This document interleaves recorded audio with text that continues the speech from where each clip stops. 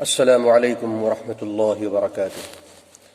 محترم سامعین، میں آپ کے سامنے ذی الحجہ کے 10 دنوں کے تعلق سے 5 باتیں عرض کرتا ہوں مختصر انداز میں۔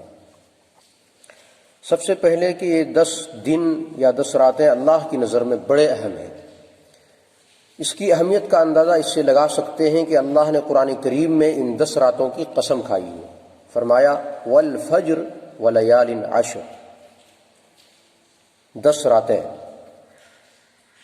ان 10 راتوں سے مفسرین کی ایک بڑی جماعت نے ذی الحجہ کی 10 راتیں مراد لی ہیں۔ اور یاد رکھیں، اللہ تعالیٰ جس چیز کی قسم کھاتے ہیں اس کی اہمیت دوبالا ہو جاتی ہے، بڑی ہی اہم ہوتی ہے وہ۔ تو بہرحال یہ بہت اہم ہے، اور کتنا اہم ہے اس کا اندازہ آپ اس حدیث سے لگائیں کہ اللہ کے نبی صلی اللہ علیہ وسلم نے فرمایا کہ اگر کوئی شخص ان 10 دنوں میں سے کسی ایک دن کا روزہ رکھ لے تو اللہ تبارک و تعالیٰ اسے 1 سال کے روزے کے برابر ثواب عطا فرمائے گا۔ اور اگر کوئی شخص ان راتوں میں سے کسی ایک رات میں عبادت کر لے تو اللہ تعالیٰ اسے شب قدر کی عبادت کے برابر ثواب عطا فرمائیں گے۔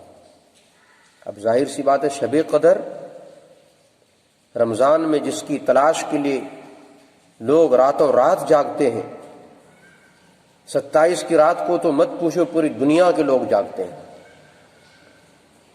اتنی اہم رات۔ لیکن اللہ تعالیٰ ان 10 راتوں کی اہمیت کو بھی شب قدر کے برابر قرار دے رہے ہیں۔ لہذا ہم کوشش کریں کہ ان ایام کے اندر ہم زیادہ سے زیادہ عبادت انجام دیں، روزے کا اہتمام کریں۔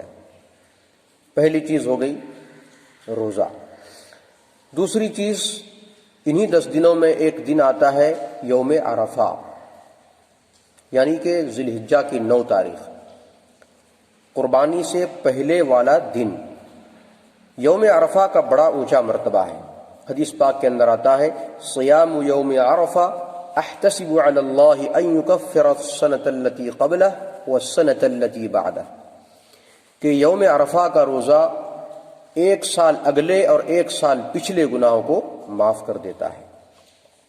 تو اگر ہم پورے کے پورے 9 دن کا روزہ نہیں رکھ سکتے تو کم از کم یوم عرفہ کا روزہ ضرور رکھیں۔ 2 چیزیں ہو گئی۔ تیسری چیز، اس مہینے کے اندر، بلکہ ان 10 دنوں کے اندر جو لوگ قربانی کا ارادہ رکھتے ہیں وہ اپنے ناخن اور بال نہیں کاٹیں گے۔ پہلی تاریخ آتے ہی ناخن اور بال کاٹنا منع ہو جاتا ہے، اور یہ اس لیے منع ہے کہ حاجی لوگ بھی اپنے ناخن اور بال نہیں کاٹ سکتے، تو ان کی نقل اتارتے ہوئے جو بیچارے وہاں تک نہیں پہنچ سکے حج تک، ان کو بھی یہ حکم ہے کہ وہ بھی نہ کاٹیں تاکہ ان کی رحمتوں کا کچھ حصہ ان کو بھی مل جائے۔ تو تیسری چیز ہمیں یہ کرنا ہے کہ اپنے ناخن اور بال ان 10 دنوں میں نہیں کاٹنا ہے، قربانی ہو جانے کے بعد کاٹیں گے۔ چوتھی چیز، تکبیر تشریق، اللہ اکبر لا الہ الا اللہ واللہ اکبر وللہ الحمد۔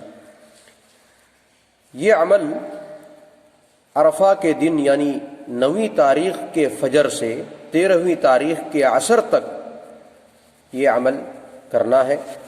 ہر نماز کے بعد بلند آواز سے پڑھنا ہے مرد حضرات کو، اور آہستہ آواز سے پڑھنا ہے عورتوں کو۔ عورتوں کے واسطے بھی یہ چیز واجب اور ضروری ہے۔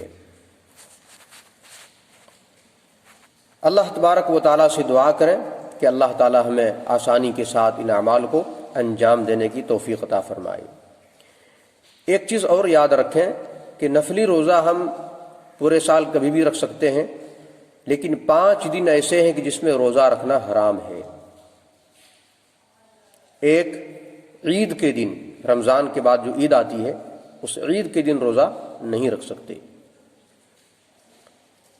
اور 4 دن کنٹینیو اس طریقے سے، بقرعید کا پہلا دن 10 تاریخ جس دن قربانی شروع ہوتی ہے، اس کے بعد 3 دن اور لگاتار، یعنی کہ 10، 11، 12 اور 13 ذی الحجہ کنٹینیو 4 دن، ان 4 دنوں میں ہم روزہ نہیں رکھ سکتے، اور عید کے دن، یہ پورے ملا کر 5 دن ہو گئے۔ ان 5 دنوں میں اگر کوئی روزہ رکھتا ہے تو اس کو گناہ ہوگا، ثواب کا تو کوئی شائبہ ہی نہیں۔